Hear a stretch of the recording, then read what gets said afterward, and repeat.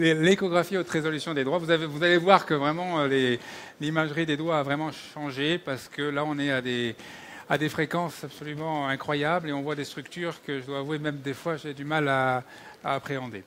Alors, on va commencer par les tendons fléchisseurs. Donc une coupe axiale habituelle sur ces tendons fléchisseurs. J'ai demandé la flèche, voilà. Alors vous remarquez que maintenant on commence à voir quelque chose qui entoure le tendon, une petite ligne grise qui entoure le tendon, on est dans la paume de la main. Cette structure grise, c'est la gaine tendineuse. Normalement on ne la voit pas avec des appareils habituellement, mais là vous voyez qu'en haute résolution on commence à voir une toute petite structure grise linéaire qui fait le tour. Cette structure, il ne faut pas la confondre évidemment avec la poulie. La poulie, quand vous arrivez près d'une poulie, vous voyez, il y a un épaississement qui se produit au-dessus du tendon, comme ceci.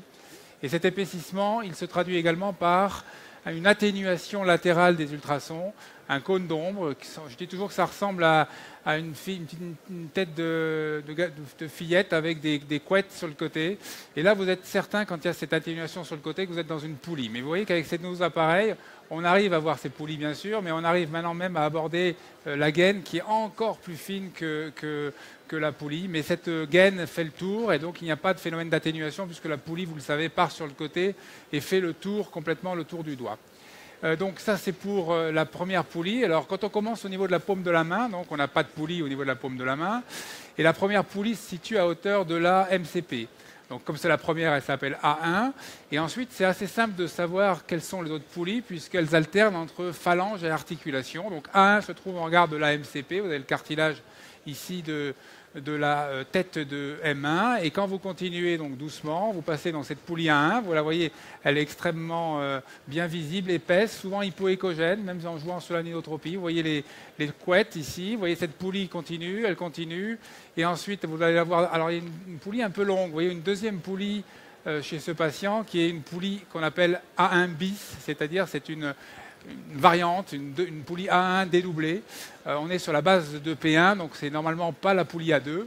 Donc vous continuez, vous voyez ici disparaître la poulie, il n'y a plus de poulie autour ici.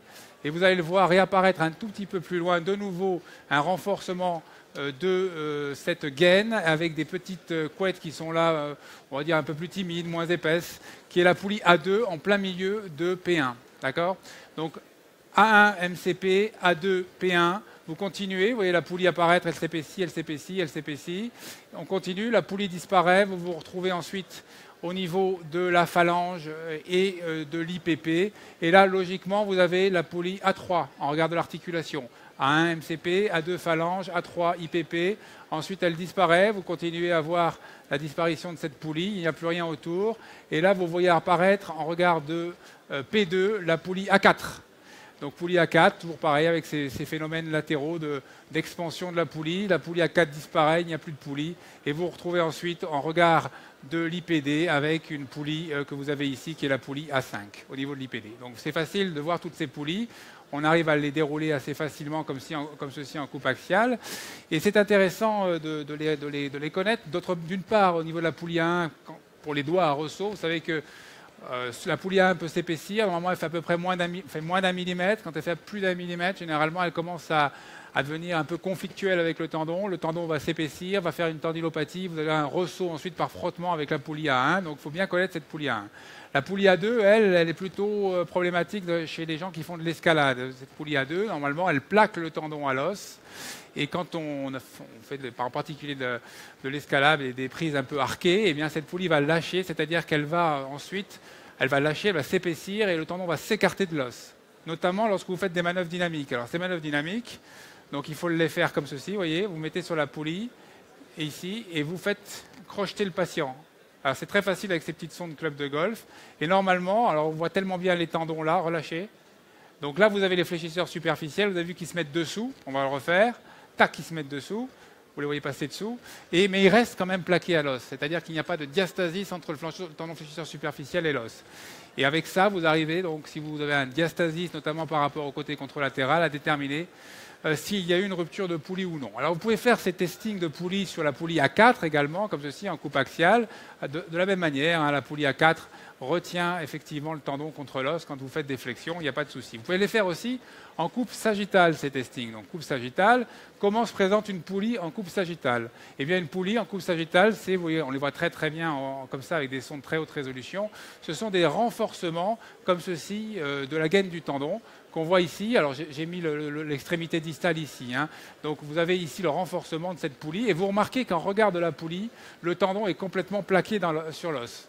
Donc il n'y a pas d'écartement du tendon. Quand vous regardez entre la poulie A2 et la poulie A3 ici, ça c'est la poulie A3, le tendon s'écarte, il n'y a pas de poulie. Donc évidemment, sinon on ne pourrait pas plier les doigts si tout était plaqué. Donc là, il y a un diastasis qui est tout à fait physiologique entre le tendon et l'os, mais pas en regard de la poulie. Et quand vous faites le testing, tac, vous voyez que normalement, le tendon reste plaqué à l'os. Il n'y a pas de diastasis entre le tendon et l'os. Ça, c'est le testing en coupe sagittale sur la poulie A2. Vous n'avez pas testé la poulie A1 en flexion contrariée, ça ne sert à rien. Cette poulie A1, vous la voyez très bien, regardez ici, donc également en regard de la MCP. C'est cette coupe-là, ici, qui vous permet de voir la poulie. Et c'est cette coupe-là aussi qui vous permet de faire les injections, des infiltrations dans le cadre des doigts arceaux. Hein, par exemple, dans les doigts arceaux, vous allez mettre le doigt un peu en extension, souvent il faut un peu relever la main, et vous allez piquer ici, en regard de l'interphalangienne, juste pratiquement dans le pli. Et vous allez rentrer, vous voyez c'est là que ça bouge, votre aiguille va rentrer là, à cet endroit-là, en récurrent vers le haut, et l'aiguille va aller contre la poulie. Vous allez mettre un peu de dérivés cortisonnés au contact de la poulie, et vous allez ensuite écorcher la gaine pour pouvoir injecter et dilater la gaine dans cette position-là en sagittale. C'est pour ça que c'est important de connaître l'endroit où est cette poulie A1 qui s'épaissit dans les doigts à ressaut. Dans les doigts à ressaut, vous pouvez faire des manœuvres dynamiques qui vous permettent de voir que les tendons ne coulissent pas bien dessous, en particulier le fléchisseur superficiel. Là, vous voyez que le coulissement est parfaitement synchrone entre le fléchisseur superficiel et le fléchisseur profond. Alors, on n'a pas parlé de qui est le superficiel, qui est le profond. Ce n'est pas très compliqué. À hauteur de la MCP, le fléchisseur superficiel est superficiel, le profond est profond. Bon, donc c'est facile à retenir, mais ce n'est pas tout à fait pareil après. Parce que vous allez voir que le profond commence à se superficialiser. Donc à ce niveau-là, quand vous voyez généralement un asynchronisme du tendon fléchisseur superficiel qui vient buter, voire avoir du mal à passer alors que le fléchisseur profond passe parfaitement, c'est qu'il y a un accrochage au niveau de la poulie A1. Il y a une espèce d'asynchronisme. Là, les deux coulissent parfaitement en même temps. Quand il y a un problème de ressaut, eh bien vous avez un bombement du tendon et il a du mal à passer, tandis que l'autre passe parfaitement en dessous. D'accord ? Alors on va voir ces tendons fléchisseurs en coupe axiale, c'est très intéressant, notamment de les voir en haute résolution. Donc au niveau de la paume de la main, vous voyez, on a l'impression effectivement de les distinguer. Ce n'est pas toujours facile si on n'a pas cette résolution d'image. Vous avez ici le fléchisseur superficiel, le fléchisseur profond avec des images un peu en grain de café. Et quand on va un petit peu plus loin, comme ceci, on s'aperçoit que d'emblée, très très vite, au niveau de la poulie A1, il commence à avoir une zone où le fléchisseur superficiel va se scinder. D'accord ? Il commence à se scinder un peu, vous le voyez, il se scinde, il se scinde. Alors remarquez que le fléchisseur profond n'est pas rond. Hein. C'est une espèce on a l'impression d'une bouche, là, comme ceci. Et il y a même une petite zone de clivage dans le fléchisseur profond. Mais le fléchisseur superficiel, lui, il va s'ouvrir. Vous allez le voir. Hop, ça y est, il s'ouvre, il s'ouvre. Et en jouant avec l'anisotropie, vous voyez très bien ce fléchisseur superficiel se diviser en deux, et là, devenir beaucoup plus profond par rapport au fléchisseur profond, qui, à hauteur de l'interphalangienne, finalement devient superficiel. Et les bandelettes de ce fléchisseur superficiel sont devenues profondes. Ici, les deux bandelettes du fléchisseur superficiel, qui sont donc maintenant devenues passées sous le tendon fléchisseur profond. Ces bandelettes s'écartent, elles s'écartent, elles s'écartent. Vous voyez, on les voit s'écarter. On les voit très très bien ici en jouant sur l'anisotropie, vous voyez.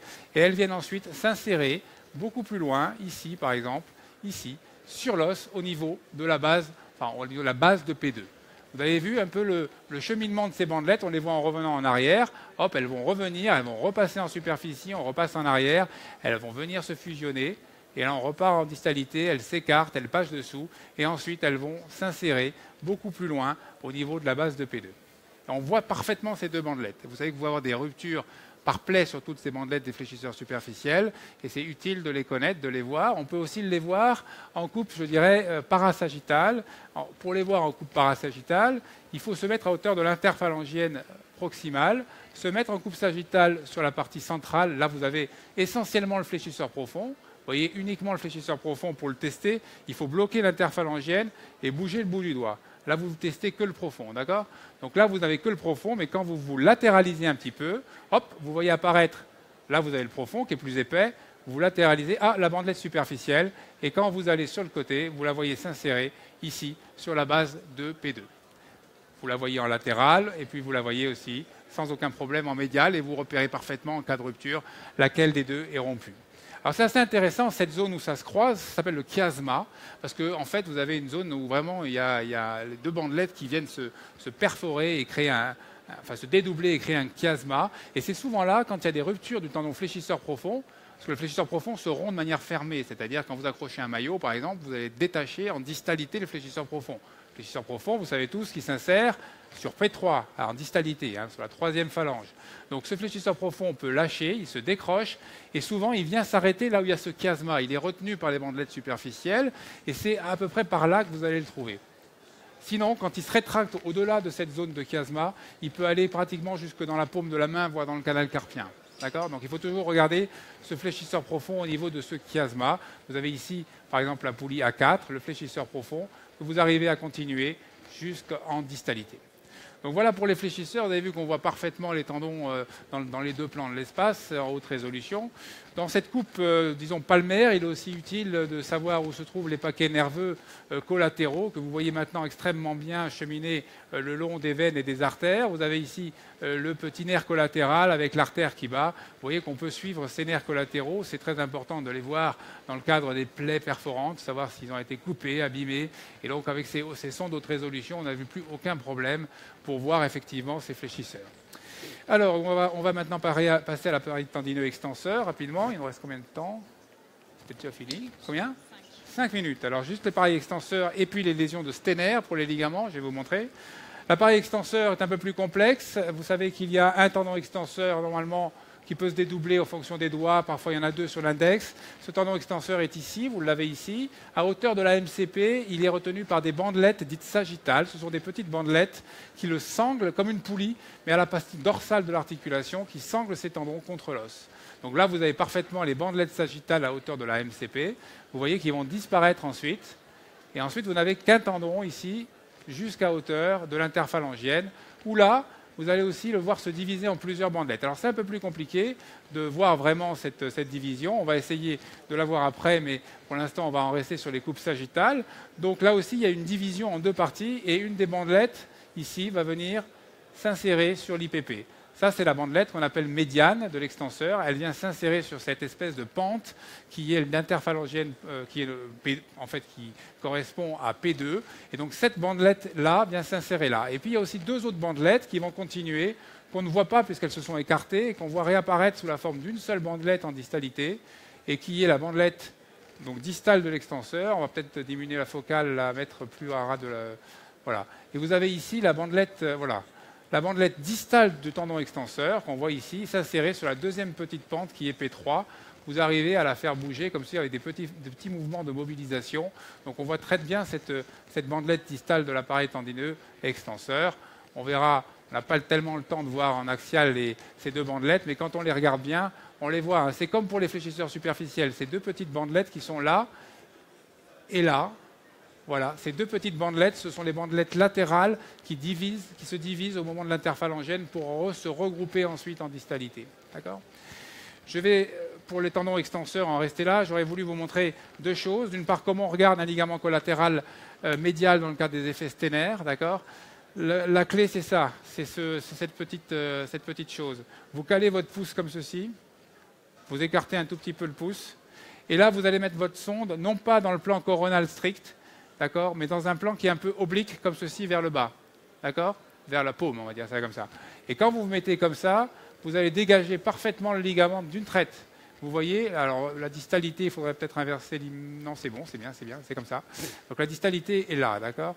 Et donc là, vous avez ce ligament, le collatéral latéral, ici, qui est le ligament qui va être atteint dans les effets Stener.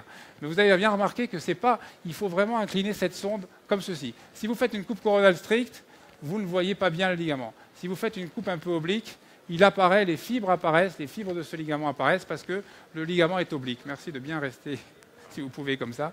Voilà. Donc là, vous avez parfaitement le ligament tendu Vous le voyez ici, d'accord? Et comment on sait s'il y a un sténère ou pas? Il faut repérer en superficie l'expansion de l'aponévrose de l'adducteur. Quand on n'est pas sûr que c'est elle, on fait bouger le doigt, comme ceci. Non, laissez-moi faire. Voilà, vous allez voir. Attendez, on va se caler bien. Voilà, comme ceci. Voilà, en superficie, vous voyez qu'il y a quelque chose qui bouge. Le ligament ne bouge pas beaucoup, mais en superficie, merci, voilà. On a cette petite bandelette qui est l'expansion de l'adducteur du pouce et qui, elle, bouge, alors que le ligament, lui, ne bouge pas. D'accord? Et là, on sait où est cette expansion par rapport au ligament. Si ce ligament-là passe par-dessus cette expansion et se rétracte, c'est qu'il y a un effet sténaire, c'est que le ligament se cicatrisera jamais parce qu'il est coincé sous la polévose de l'adducteur. Donc ça, c'est pour retenir simplement, regardez bien la sonde, elle n'est pas dans le plan coronal, elle est dans un plan oblique palmaire. Si vous vous mettez comme ça, vous verrez une boule, comme ceci, mais vous ne verrez pas vraiment le ligament, vous direz, mais il est rompu, il n'est pas bien. Non, le ligament, il descend vers le côté palmaire, d'accord, en distalité. Juste pour vous montrer qu'on peut aussi voir les ligaments collatéraux, hein, ce qu'on ne pouvait pas faire avant, mais ces petites sondes vous permettent, vous mettez votre doigt dessous, comme ceci, sur la MCP, vous soulevez, comme ceci, en pressurisant un petit peu, vous soulevez la tête du troisième métacarpien, et vous mettez votre sonde toujours pareil, oblique, dans l'axe palmaire, vous voyez, comme ceci, un peu oblique vers le bas. Et là, regardez, vous voyez parfaitement, ici c'est le ligament collatéral latéral de la MCP, on peut geler, et vous le voyez d'une traite, c'est-à-dire que dans une entorse de cette zone-là qui était réputée invisible en échographie car intermétacarpienne, et bien maintenant avec ces petites sondes, en subluxant comme ça un tout petit peu la tête de la phalange et en mettant en oblique, toujours pareil, hein, c'est comme pour le sténaire, hein, ces ligaments-là, ils ne sont pas coronaux, ils sont comme ça, d'accord? Donc allez-y, regardez, quand vous faites une coupe coronale stricte, vous ne voyez pas bien le ligament, vous avez une boule. Quand vous obliquez comme ça vers le bas, hop, vous voyez apparaître des fibres et un ligament parfaitement tendu jusqu'à la phalange. Le but, c'est d'avoir une coupe oblique comme ceci, et pas une coupe coronale. Pareil pour ces phalanges, vous mettez la tête comme ça, un petit peu subluxée, je vous garantis, vous y arrivez, même s'ils ont une entorse, ils ont un peu mal, mais pas tant que ça. Et vous obliquez, on gèle, et là, vous voyez parfaitement ce ligament de la tête de M3 jusqu'à la phalange de P1. D'accord? Donc ça, c'est pour voir les ligaments collatéraux, donc des MCP qui étaient réputés non visibles. Hein. Il nous reste un peu de temps ou pas? On a fini? Oui? Encore un peu? Je ne sais pas si... Oui, encore un petit peu. Non. Alors, écoutez, juste pour vous dire simplement que les voies d'abord des MCP sont très importantes sur les IPP aussi. Vous piquez maintenant, moi, toutes mes infiltrations des MCP, IPP, je les fais sous écho. Donc, la voie d'abord, simplement, je vais essayer de vous mettre la distalité ici. La distalité est à droite. Ici, vous avez le tendon extenseur. Ici, vous avez la synoviale. Vous imaginez comme vous voyez bien la synoviale. Tout ce que vous avez là, c'est le sac synovial, d'accord? Et ça, c'est le tendon extenseur par-dessus. Eh bien, les voies d'abord se font généralement comme ceci, hein, de manière récurrente, et vous rentrez, vous voyez l'aiguille, vous l'imaginez rentrer là où ça bouge, vous voyez ici, là, comme ça, et vous mettez votre aiguille en plein milieu ici de la synoviale, où vous venez la mettre sur la tête, à ras de la tête de la MCP. Et là, vous poussez et vous voyez tout de suite se gonfler l'articulation. Vous n'avez pas à chercher, vous ne vous plantez pas dans l'interligne, vous ne mettez pas du contraste avant d'injecter le dérivé cortisonique, vous y allez directement monter sous échoscopie, petite voie d'abord comme ça, tac, vous piquez là et vous vous mettez au centre ou contre la tête et c'est terminé. Vous pouvez faire pareil sur les IPP, le niveau de résolution est tel que vous plantez votre aiguille comme ça, c'est une coupe sagittale, dans ce triangle-là et vous gonflez un tout petit peu et hop, vous êtes certain d'être dedans. D'accord? Regardez bien ici, on arrive à voir maintenant, sous le tendon extenseur, qui, je vous l'ai dit, s'insère ici, ça c'est le tendon extenseur, hein. Sous le tendon extenseur, quand c'est pathologique, on le voit très bien, mais là vous avez une petite zone qui correspond à la cavité articulaire qu'on ne voyait absolument pas avant. On imaginait, mais on ne la voyait pas. Maintenant, on la voit parfaitement. Hein. Donc je vous recommande d'essayer de piquer sous écho ces MCP, IPP, voire même IPD, et vous allez voir quand il y a de l'arthrose, un épanchement, une dilatation, une synovite, c'est d'une simplicité vraiment par rapport à l'infiltration sous radioscopie, où vous bourriez l'articulation de contraste, des fois vous n'étiez pas dedans, vous avez mal au patient, là, ça fait un peu mal au patient parce que les doigts ça fait toujours mal, et par contre vous ne cherchez pas, et vous ne diluez pas le produit. D'accord ? Voilà, c'est tout ce que j'avais à vous dire, je pense qu'on a terminé. Merci beaucoup.